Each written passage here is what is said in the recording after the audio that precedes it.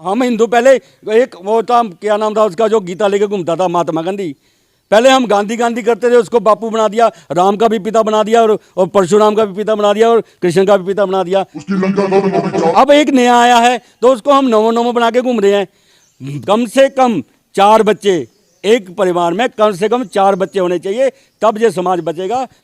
एक समाज जो गाय को भी पूजता है वो चींटी को भी पूजता है, और एक समाज वो जो ये कहता है कि बुत एक देश एक बुत है और बुत परस्ती हराम है। जैसे ही हमारी नई सरकार आई, नई सरकार ने भी हम हिंदुओं को, हम सनातनियों को दुत्कार दिया।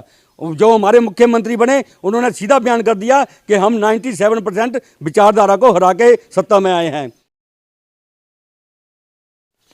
नमस्कार, जीवन उत्साह न्यूज़ पर मैं रमेश शर्मा आप सभी दर्शकों का बहुत बहुत स्वागत करता हूं।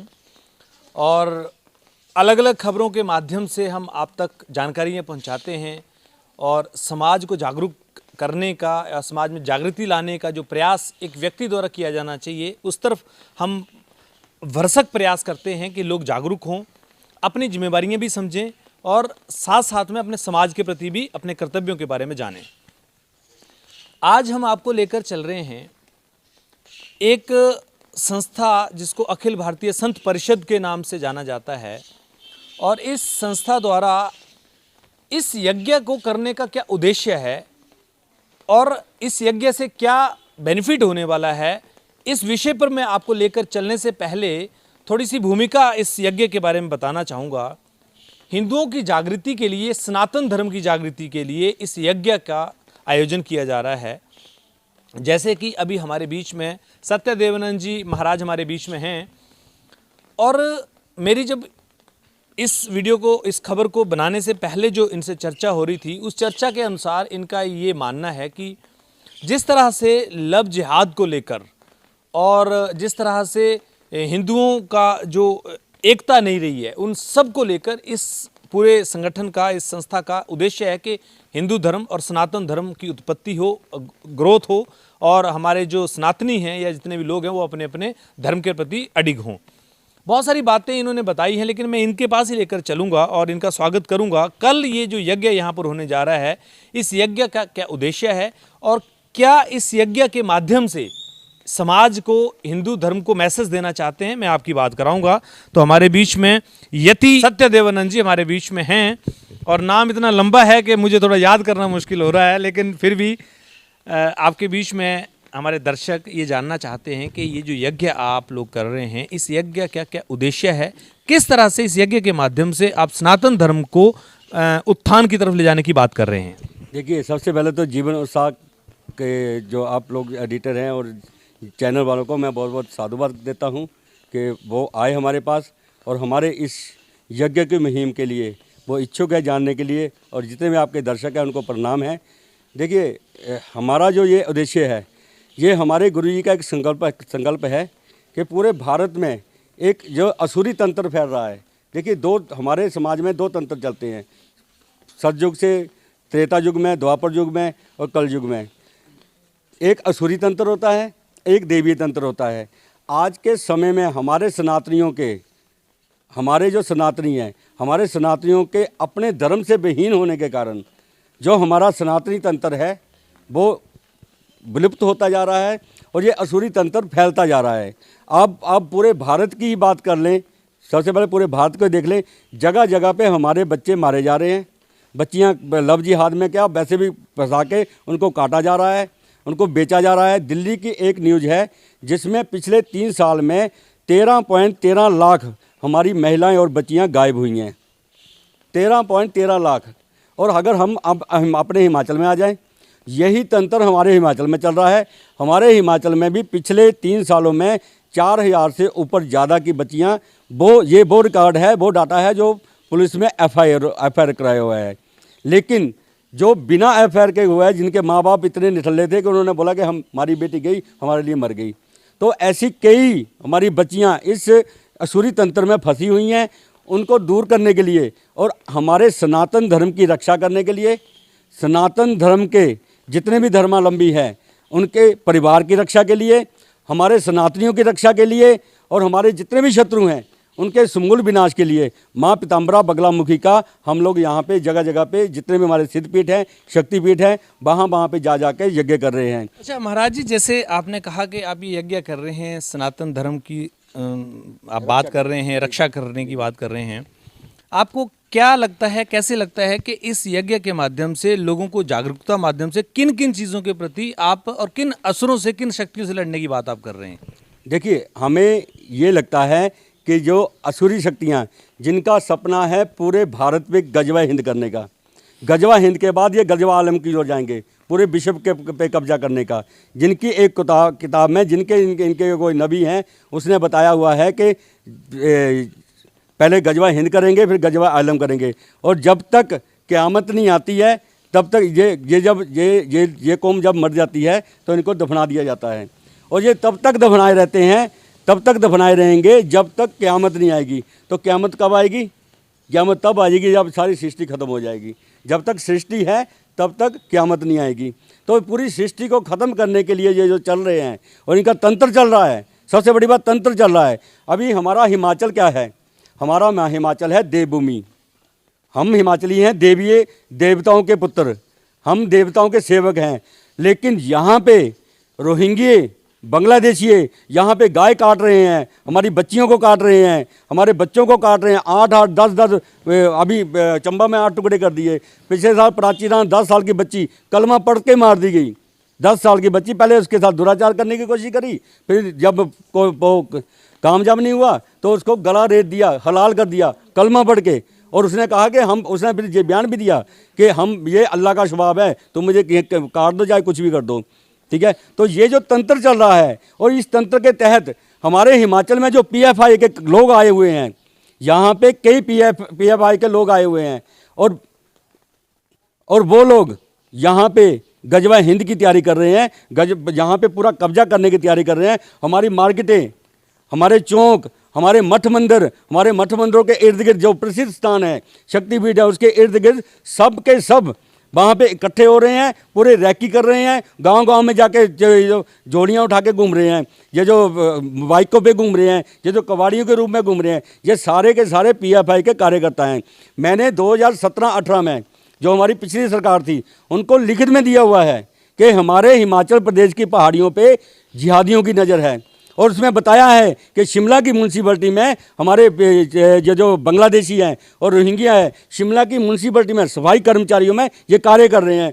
और जितने हमारे ठेकेदार हैं, ये 2017-18 की बात है, तो जितने हमारे ठेकेदार हैं, रोड पे ठेकेदार या पाइपलाइन वाले ठेकेदार, इनके पास बांग्लादेशी कार्य कर रहे थे। हमने पकड़ा, हमने प्रशासन को बताया, लेकिन किसी ने कुछ नहीं किया। और आज समय वो आ गया है कि जैसे ही हमारी नई सरकार आई, नई सरकार ने भी हम हिंदुओं को, हम सनातनियों को दुत्कार दिया। जो हमारे मुख्यमंत्री बने, उन्होंने सीधा बयान कर दिया कि हम 97% विचारधारा को हरा के सत्ता में आए हैं।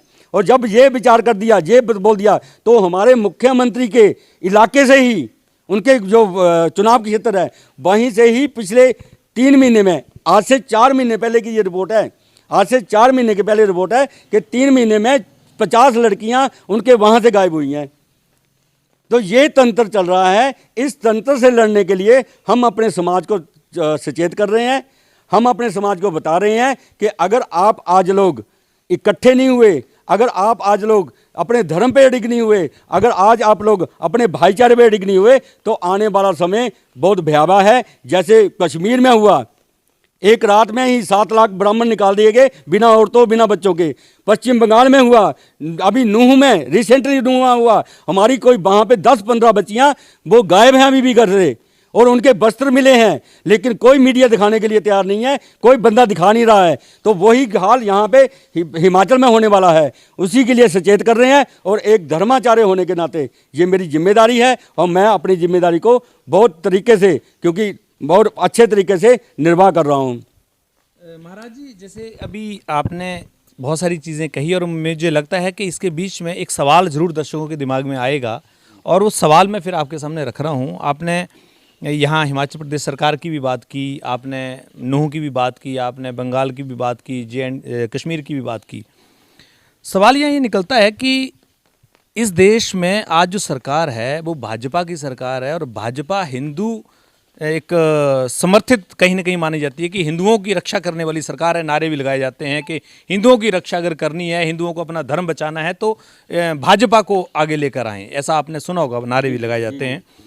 सवाल मेरा ये है, दर्शक भी शायद ये सवाल पूछ रहे होंगे, सोच रहे होंगे, पिछले लगभग 9 सालों से भाजपा सरकार केंद्र में बैठी है और आप जब इतनी बातें बता रहे हैं, इतना कुछ होने जा रहा है या हो सकता है, तो क्यों नहीं भाजपा सरकार एक राष्ट्र एक कानून का नियम तुरंत लागू करे और जितने भी ये दुश्मन आप बात कर रहे हैं, जिनकी आप कर रहे हैं कि ये अपने अपने मज़हब को बढ़ा रहे हैं, अपने धर्म को बढ़ा रहे हैं, अपनी जनसंख्या को बढ़ा रहे हैं, क्यों नहीं इन लोगों पर रोक लगाकर और कानून व्यवस्था को सही करके जिस तरह से आप सवाल कर रहे हैं वो पूरे किया जा सकता है?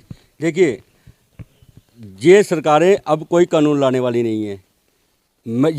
यही मैसेज लेके मैं पूरे समाज के पास जा रहा हूँ। आप ये मानते हैं कि भाजपा ये काम नहीं भाजपा की बात छोड़ो, ये सरकारें, चाहे वो भाजपा है, चाहे वो कांग्रेस है, चाहे वो आम आदमी पार्टी है, चाहे वो कोई भी पार्टी है, सरकारों के भरोसे हमारा समाज ना रहे, क्योंकि ये सरकारी लड़ाई नहीं है। देखिए, सबसे पहले हमें ये जानना पड़ेगा कि हमारी लड़ाई किससे है।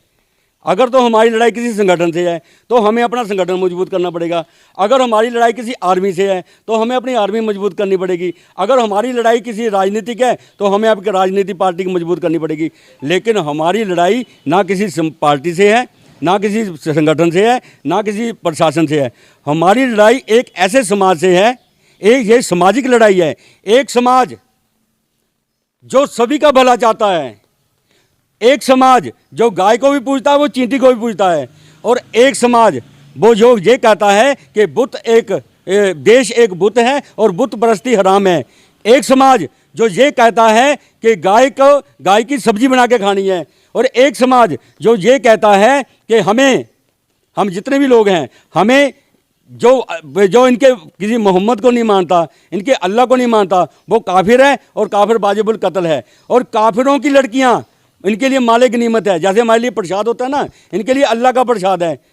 तो वो कब्जा करने के लिए आ रहा है, वो बिना किसी प्रशासन सपोर्ट से आ रहा है। ना उसके पास प्रशासन सपोर्ट है, ना उसके पास संगठन सपोर्ट है, वो उनका अपना तंत्र मजबूत है। तो हमारा समाज, हम अपने समाज को ये बता रहे हैं कि भाई तुम्हारी समाज की लड़ाई तुम्हारे समाज के साथ है। अब तुम्हारी समाज की लड़ाई जिससे है वो है एक गिरोह। उस गिरोह से लड़ने के लिए तुम्हें गिरोह की ज़रूरत है, ना किसी पार्टी की ज़रूरत है, ना किसी संगठन की ज़रूरत है, ना किसी तंत्र की ज़रूरत है। तुम्हें लड़ाई लड़ने के लिए तुम्हें केवल गिरोह की ज़रूरत है। तो ये हम बता रहे हैं। बाकी पार्टियों को छोड़ो, पार्टियों ने तो बेड़ा गर्क कर दिया। पहले हम लोग हम हिंदू, पहले एक वो था, क्या नाम था उसका, जो गीता लेके घूमता था, महात्मा गांधी। पहले हम गांधी करते थे, उसको बापू बना दिया, राम का भी पिता बना दिया, और परशुराम का भी पिता बना दिया, और कृष्ण का भी पिता बना दिया, देश का पिता, राष्ट्रपिता बना दिया ना। क्योंकि राम, कृष्ण और परशुराम जी ये देश के बेटे हैं। और हमने क्या किया, हमने एक को पूरे देश का पिता बना दिया, तो सबके पिता बना दिए। अब वो खत्म हो गया, उसकी लंका खत्म हो गई, 400 से 40 पे आ गया।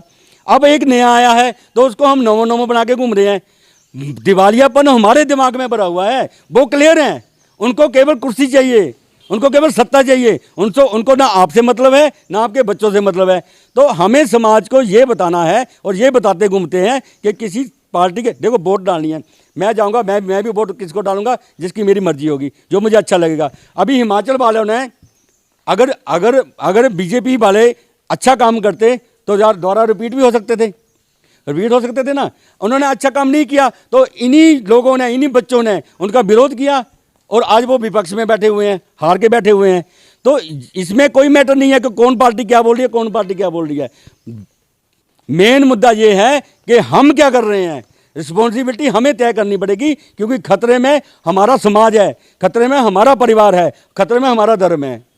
यहाँ पर आपने जो बातें कही हैं उनमें प्रश्नवाचक एक फिर निकल कर आता है कि आपने कहा कि राष्ट्रपिता को हमने बना दिया, महात्मा गांधी को हमने राष्ट्रपिता बना दिया। मतलब आपकी विचारधारा ये कहती है कि वो गलत था या सही था? बिल्कुल गलत था। अच्छा, आपने कहा कि अब दूसरा मोदी को हम नमो बनाकर दे रहे हैं, उसको भी ये विचारधारा जो आपकी कहती गलत है? बिल्कुल गलत है। वो महादेव के समान और राष्ट्र का पिता कोई हो नहीं सकता। राष्ट्र स्वयं एक पिता है, राष्ट्र स्वयं एक पिता है। जितने भी यहाँ पे जन्म लेने वाले हैं सारे राष्ट्र के बच्चे हैं, तो कोई पिता नहीं बन सकता। और नमो से महादेव से किसी की तुलना करना ये सबसे बड़ा अधर्म है। उस अधर्म का हम लोग खा रहे हैं। मैं यहाँ पर आपके सामने एक सवाल रखना चाहता हूँ। जैसे आप कह रहे हैं कि हमें किसी संगठन से अगर लड़ाई है तो एक संगठन तैयार करना पड़ेगा। जी। तो जिस संगठन से हम लड़ाई की बात कर रहे हैं, जिन लब जिहाद की आप बात कर रहे हैं, जी। उनके पास तो इतनी जनसंख्या है, 10-10 बच्चे, 15-15 बच्चे उनके हैं, 5-5 शादियां वो कर लेते हैं। जी। आपके पास कहाँ है? आपके पास तो कुछ भी नहीं है, एक बच्चा भी नहीं लोगों के पास है। बिल्कुल। पता क्या, हमारे गुरुजी, जो हमारे दादा गुरुजी हैं, वो भाजपा के भीष्म पितामह हैं। मतलब भाजपा को पार्टी बनाने वाले हमारे जो दादा गुरु हैं, BL शर्मा प्रेम जी, शेर सिंह जी नाम के नाम से जानते हैं उनको। उन्होंने मोहन भगत था जो कांग्रेस का सांसद था, उसमें बहुत था, 3 बार हराया उसको, उसकी राजनीतिक कैरियर खत्म कर दिया। ठीक है, तो हम लोग अगर भाजपा के लिए सवाल कर रहे हैं तो उसका कारण है कि भाजपा को चाहिए था, जो उन्होंने वादे किए थे कि हम लोग जनसंख्या नियंत्रण कानून बनाएंगे, आते ही जनसंख्या नियंत्रण कानून बनाते। अब जनसंख्या नियंत्रण कानून बना नहीं, नेताओं ने नारा दिया, हमारे हिंदुओं ने स्वीकार कर लिया। अब हम अपने हिंदुओं को ये बताते फिर रहे हैं कि भाई तुम्हारे घर मजबूत होंगे, तुम्हारे घरों में बच्चे ज़्यादा होंगे, तब तुम लड़ोगे, तब बचोगे। इसलिए अब उनके 15 बच्चे हैं, 18 बच्चे हैं। ठीक है, तो हमारा एक बच्चा उसकी लड़ाई नहीं लड़ सकता, चाहे वो शेर है, चाहे वो बब्बर शेर है, चाहे उसको हाथी बना दो, चाहे कुछ भी बना दो, क्योंकि कुत्ते भी शेर को घेर के मार देते हैं। तो इसके लिए हम अपने समाज को ये भी संदेश दे रहे हैं कि हमारा समाज ज़्यादा से ज़्यादा बच्चे पैदा करे, कम से कम 4 बच्चे एक परिवार में, कम से कम 4 बच्चे होने चाहिए, तब ये समाज बचेगा। नहीं तो हमारे वेद भी यही कहते हैं, एक बेटा किसी के होने से तो बेटे का ना होना अच्छा है। महाराज जी, आपके कितने बच्चे हैं? हम सन्यासी हैं महाराज जी। आप सन्यासी हैं। जी, जी। तो आप ये बताइए कि जब आप जैसे कह रहे हैं 4 बच्चे होने चाहिए, 8 भी होने चाहिए, मान लीजिए, कहाँ से रोजगार मिलेगा? जो हैं उनको मिल नहीं रहा है। और एक बात और भी, जो आंकड़े कहते हैं, क्योंकि देखिए बड़ी खुल के बात हो रही है, खुल के बात होनी चाहिए। एक आंकड़े के अनुसार ये भी कहा जाता है कि जितने ज़्यादा फैमिलीज बढ़ेंगी, उतना ही ज़्यादा स्लम एरिया बनेगा, उतना ही ज़्यादा एजुकेशन की कमी रहेगी, उनको जो सुविधाएं चाहिए वो कम मिलेंगी, और जिस सुविधाओं की वजह से अगर वो पढ़ नहीं पाते हैं तो उसी वजह से वो क्राइम एक्टिविटीज़ में ज़्यादा जाएंगे। तो कहीं ऐसा तो नहीं कि ज़्यादा बच्चे बढ़ाने के चलते जिस तरह से वो स्लम एरियाज़ बनते हैं, क्योंकि देखिए ज़्यादा बच्चे होंगे तो ऑब्वियसली ना अच्छी एजुकेशन मिल सकती है, ना अच्छा उनको रहन सहन मिल सकता है। तो अगर आंकड़ों में देखें तो जो हिंदू धर्म है, उनके जो बच्चे हैं वो वेल एजुकेटेड श्रेणी में आते हैं, और उस वजह से कहीं ऐसा तो नहीं कि जनसंख्या बढ़ाने की दिशा में कहीं हम ऐसा दौड़ने शुरू कर दें कि वापस हम उसी स्लम में चले जाएं, वहीं अनएजुकेटेड सिस्टम में चले जाएं। नहीं, ऐसा कुछ नहीं है। एजुकेटेड आप पता नहीं आपके उसमें एजुकेशन किसको कहते हैं? नहीं, पैसा कहाँ से आएगा? मैं हाँ, कहीं गुरुकुल जाएगा, घर में भी पढ़ाएगा। तो आज के समय में एक घर का खर्च चलाने के लिए किसी बच्चे को एक दिखावा हो गया कि मुझे प्राइवेट स्कूल में पढ़ाना है। मुझे लगता है यहाँ जितने लोग खड़े हैं सबके बच्चे प्राइवेट स्कूल में पढ़ते होंगे। तो ऐसे में रोजगार है नहीं, कारोबार लोगों के पास है नहीं, खेती करना लोगों ने छोड़ दिया है। तो ऐसे में जब बच्चे बढ़ाने की बात अगर हम कर रहे हैं, तो इससे अच्छा ऐसा ना हो कि हम सरकार के ऊपर इस दबाव को डालें कि जनसंख्या नियंत्रण कानून जो है वो देश में लाया जाए, और चाहे वो हिंदू हो, चाहे वो कोई भी धर्म का आदमी हो, सबके लिए कानून बराबर बनाए। तो इस कानून की लड़ाई हम क्यों नहीं लड़ रहे हैं? बच्चे बढ़ाने की दिशा में क्यों बढ़ रहे हैं? देखिए, मैं उसका जवाब देता हूँ आपको।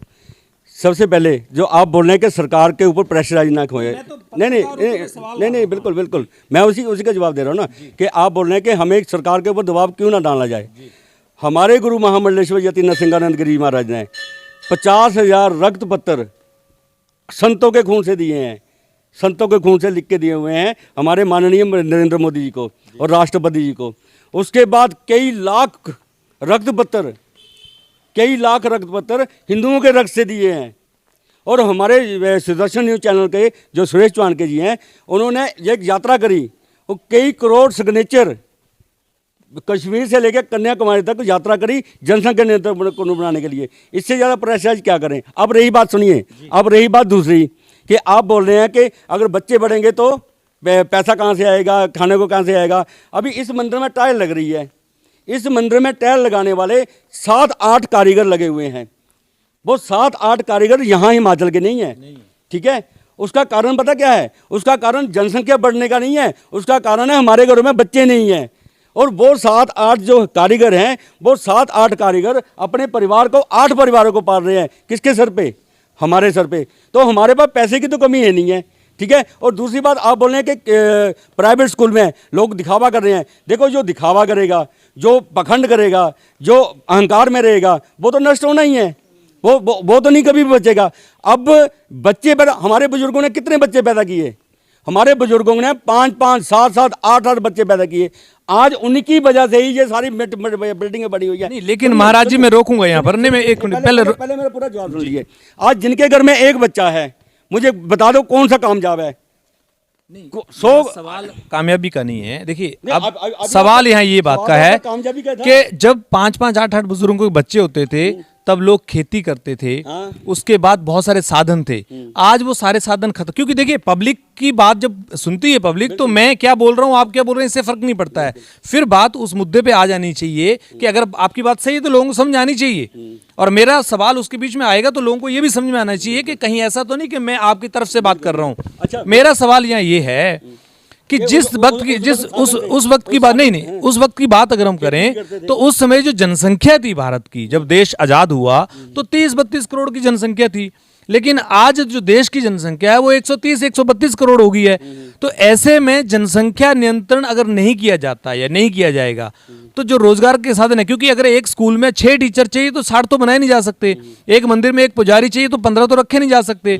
अब एक कारीगर को मान लो लगाया जाता है या टाइल्स लगाने के लिए लगाया गया है, ये लोग जितने भी जिन धर्मों की आप बात कर रहे हैं उनके 8-8 बच्चे हैं, इसीलिए तो आज वो मजदूरी करके अपनी जिंदगी को चला रहे हैं। लेकिन लेकिन लेकिन देखिए, कहीं ना कहीं इस बात को भी समझना पड़ेगा कि आबादी बढ़ाने से क्या हमें वाकई फायदा होगा? क्या हम इस लफ्ज जहर जैसी चीजों से बच पाएंगे? बिल्कुल बिल्कुल। उसका कारण मैं बताता हूँ। आपके घर में एक बेटा एक बेटी, ठीक है, वो उनके घर में 8 बच्चे 10 बच्चे, एक बेटा आएगा आपकी लड़की को पटा के ले जाएगा, ठीक है, और लड़के का कर देगा कत्ल, वो चला जाएगा जेल में। उसके 7 भाई बचे हुए हैं, ठीक है, 7 भाई बचे हुए हैं, वो क्या करेंगे? वो तुम्हारी लड़की से शादी कर लेंगे और तुम्हारे कर का कब्जा ऑटोमेटिकली सरकार ने कानूनी तौर पे हो गया, ठीक है। और दूसरी बात, आप बोल रहे हैं कि पहले जब बच्चे पैदा करते थे हमारे बुजुर्ग तो वो खेतीबाड़ी भी करते थे। आज खेतीबाड़ी क्यों नहीं कर रहे हैं? उसका कारण भी यही है कि घर में बच्चे नहीं हैं, काम करने वाले कोई है ही नहीं है। एक बेटा है, बेटा स्कूल चला गया या बेटा दुकान चला गया। घर में एक बहू है, वो टीवी के आगे बैठी हुई है, एक सास है, दोनों आपस में बात नहीं कर रही है। अगर 3-4 बहुएं होती और इकट्ठी रह पाती है घर में। हाँ, रह पाती, क्यों नहीं? पहले नहीं रहते थे, अभी नहीं। अब इसलिए नहीं रह रहे क्योंकि है ही नहीं है। जब होंगे तब रहेंगे। जब घर में 4-4 भाई एक साथ होंगे, 4-4 भाई होंगे तो लोग डिप्रेशन, अभी आप बोले एक बेटे की बीमारी, एक बेटे के कारण अमेरिका में ज़्यादा लोग मेंटली डिस्टर्ब हो रहे हैं और ज़्यादा लोग सुसाइड कर रहे हैं जो यूरोपियन कंट्री में, और वही यहाँ पे बीमारी आरंभ हो गई है। एक बेटे के कारण बच्चा अपने आप को सुरक्षित महसूस नहीं कर रहा है, बच्चे आपको सुरक्षित महसूस नहीं कर रहे हैं। अगर 2 भाई होंगे और 2 बहनें होंगी तो वो आपस में बात भी करेंगे, आपस में एक दूसरे के साथ रहेंगे, ठीक है। तो इसलिए कम से कम 4 बच्चे पैदा करने पड़ेंगे, चाहे इसको हंसी में ले लो, चाहे इसको मजाक में ले लो। अगर आज नहीं बात मानी तो कल को आने वाला समय, हम जहाँ से आए हैं ना, वहाँ पे हम देख रहे हैं एक दिल्ली का बहुत बड़ा पुलिस ऑफिसर, नोएडा में रहता था, यूपी की घटना है ये, नोएडा में रहता था और वो पुलिस रिटायरमेंट था। उसकी एक बेटी थी और एक बेटा था, और वो बहुत बड़ा लैंडलॉर्ड था, बहुत उसने मतलब किराए पे दे रखे थे मकान ना, मुसलमानों को मकान किराए पे दे रखे थे। वो अपनी बेटी को दवाई दिला के लाया, बेटी को जैसे दवाई दिला के लाया तो क्या हुआ कि वहाँ पे जैसे गली में मुड़ा, उसकी अपनी गली में जैसे गली में मुड़ा, वहाँ पे जो उसके किराएदार के लड़के मुसलमान थे, उन्होंने उस लड़की को टोंट कर दिया, छेड़ दिया। अब उसके मन में तो अहंकार था कि भाई मैं ये तो मेरे किराएदार हैं, मेरे आगे क्या बोलेंगे, ये तो मेरे आगे बोलते नहीं हैं। अच्छा, वो घर पे गया, लड़की को घर में छोड़ा और जाके अपने बेटे को बोला कि चलो यार, उन्होंने लड़की को छेड़ दिया, मेरे सामने छेड़ दिया। जैसे वो बाप बेटा गए तो क्या हुआ कि उन्होंने उन बाप बेटे को काट दिया। बाप तो मर गया और बेटा चला गया उसमें पीजीआई में, बेटा हो गया सीरियस। उसके बाद हम लोगों ने वहाँ पे एक त्यागी था, वो उसका नाम ध्रुव त्यागी था, कुछ ऐसे था नाम, ध्रुव त्यागी मेरे ख्याल, ध्रुव त्यागी, तो आपको पता होगा, ध्रुव त्यागी नाम था उसका। उसके बाद पंचायत करी और पंचायत में पूरी त्यागियों की पंचायत करी और 36 बरादरियों की पंचायत करी, फिर वहाँ पे फैसला ले। लेकिन वो फैसला लेने का क्या फायदा हुआ? इतना बड़ा लैंडलॉर्ड, इतना बड़ा पैसे वाला होने के बावजूद भी ना अपने बेटे को बचा पाया और खुद भी नहीं बच पाया। अब उसके बाद क्या करेगा वो, उसका पैसा कहाँ गया? अगर घर में 4 बच्चे उसके होते, 4 बच्चे उसके भाई के होते, 4 बच्चे उसके बुआ के बहन के होते, तो किसी की हिम्मत होती क्या उसकी बेटी को ऐसे छेड़ता? अच्छा महाराज जी, अब बात क्योंकि बड़ी है तो फिर मुझे भी उस सवाल पे आना ही पड़ेगा। हम बच्चों को बढ़ाने पे जोर दे रहे हैं, इससे अच्छा हम लोगों को संगठित करने पे जोर क्यों नहीं दे रहे हैं कि हम हिंदू लोग सब संगठित हों, और अगर मेरे पड़ोसी को कोई समस्या हो तो मेरा पड़ोसी खड़ा हो जाए, उसको कोई समस्या हो तो वो खड़ा हो जाए। इस मुद्दे पे क्यों नहीं आ रहे हैं? हम आबादी बढ़ाने की बजाय आबादी बढ़ाने की बजाय लोगों को एक होकर संगठित होकर लड़ने की, क्योंकि देखिए अगर मान लीजिए आप मुस्लिम की भी बात कर रहे हैं तो आज हिंदुस्तान में 30 करोड़ मुसलमान हैं। हिंदू तो आज 100 करोड़ हैं, 90 करोड़ हैं, मान लीजिए, तो 90 करोड़ लोगों को संगठित करने की ताकत क्यों नहीं हम लोग लगा रहे हैं? हम अपनी आबादी बढ़ाने पे क्यों जोर दे रहे हैं? क्योंकि 90 करोड़ जो हिंदू आप बता रहे हैं ना, 90 करोड़, वैसे तो आंकड़ा ये गलत है, लेकिन वटेवर जो भी है, 80 हो 70 हो जो भी हो, वो जितने भी परिवार अभी बचे हुए हैं ना, वो सारे एकल परिवार है। एकल क्यों नहीं हो सकते? क्योंकि वो एकल परिवार है। नहीं, मेरा सवाल यही है कि मान लीजिए एक गांव में 30 लोग हैं, मान लीजिए एक जैसे अभी मैं हिमाचल प्रदेश की बात कर रहा हूं, एक गांव में 30 फैमिलीज रहती हैं, आज उसमें से 10-12 फैमिलीज हैं, बाकी लोग बाहर चले गए हैं। 10-12 फैमिलीज में मान लो 1-1, 2-2, 4-4 बच्चे भी हैं। तो ऐसे में आज जो परिवार मान लो एक ही धर्म के रहते हैं, तो वो 4 बच्चे मैं करूं, इससे अच्छा 4 परिवार इकट्ठे रहकर एक दूसरे के दुख सुख में खड़े हों। ऐसा हम क्यों अभियान नहीं छेड़ रहे हैं? उसका कारण यही है कि एकल परिवार मतलब अकेले रहने वाले परिवार हैं, सारे अकेले रहने वाले परिवार हैं, कोई एक दूसरे की नहीं मानता।